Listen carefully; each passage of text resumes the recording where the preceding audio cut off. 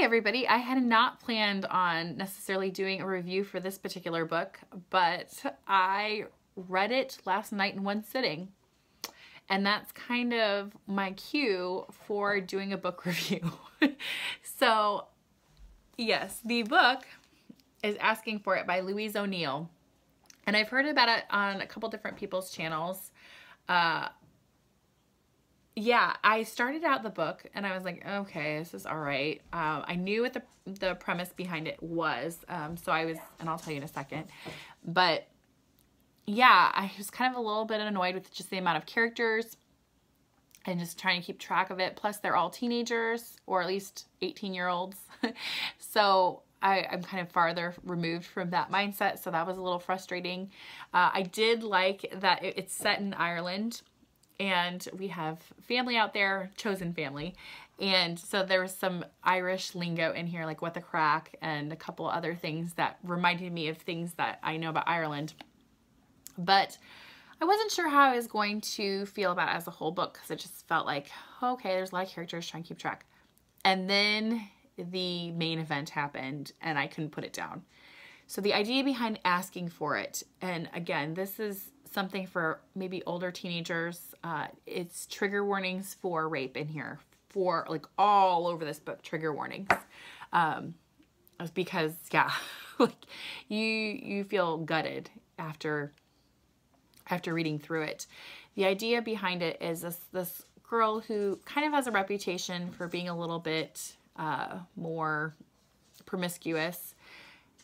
And she likes to dress provocatively. She loves getting attention. She's chosen some of her friends sometimes so that she can be the prettiest one in the group and have the most attention. She is gang raped and has it recorded and then posted, or recorded with pictures and then posted all over the internet, which then destroys her and her family. Yeah, enough said on the plot. I mean, that's what happens.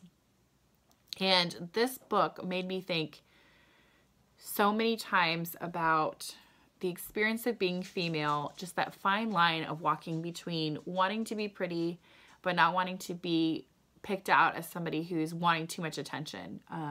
The idea of wanting to please, but also not wanting to lose yourself in that. I remember being a teenager and just wanting to be the apple of everybody's eye. I wanted to have everyone's approval. And so I did some things that maybe put me a little bit more jeopardy because of that. And so it was hard reading the book because I think as many women, you'd see yourself a little bit in there or in one of your friends.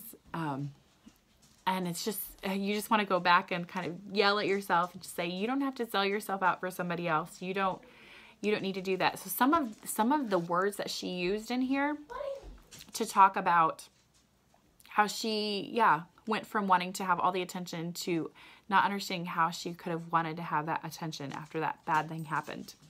I had some experiences in my life where somebody went further than I wanted them to go. And then afterwards kind of second guess myself, like, why did I freeze? Why did I not fight back more? Why did I let my silence seem like permission? And so she talks a lot, and even there's an epilogue note by the author where she talks about how we need to all speak out about these experiences so that there's not one girl that has to be the spokesperson for this problem. The second half of the book where she's dealing with it, maybe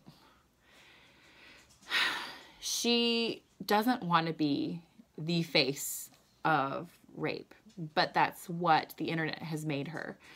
And a lot of times are things that we have done to us, we don't necessarily want to speak out and say, this can't happen, because we're tired of it. You don't want to be the person who's always beating the drum. You want somebody to give you a break. She's desperately looking to her family and friends to step up and fight a little bit for her so she doesn't have to.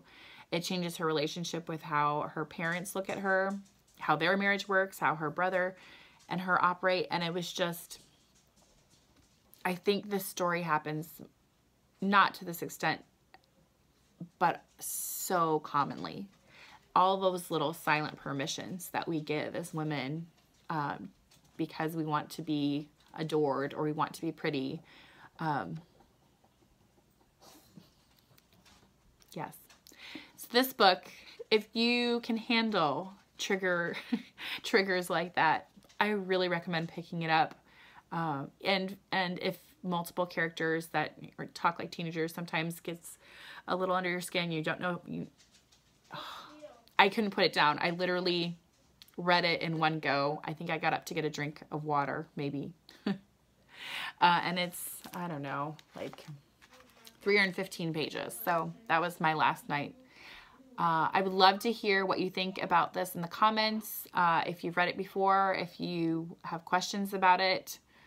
You know, if you have questions on Goodreads, if you want to discuss this privately, message me on Goodreads, and I would love to do that with you, because I know sometimes you don't want to do that in the comments, but yeah, Louise O'Neill nailed it on this one. So asking for it, because nobody's asking for it. Nobody should be treated like that. So talk to you all later. Bye.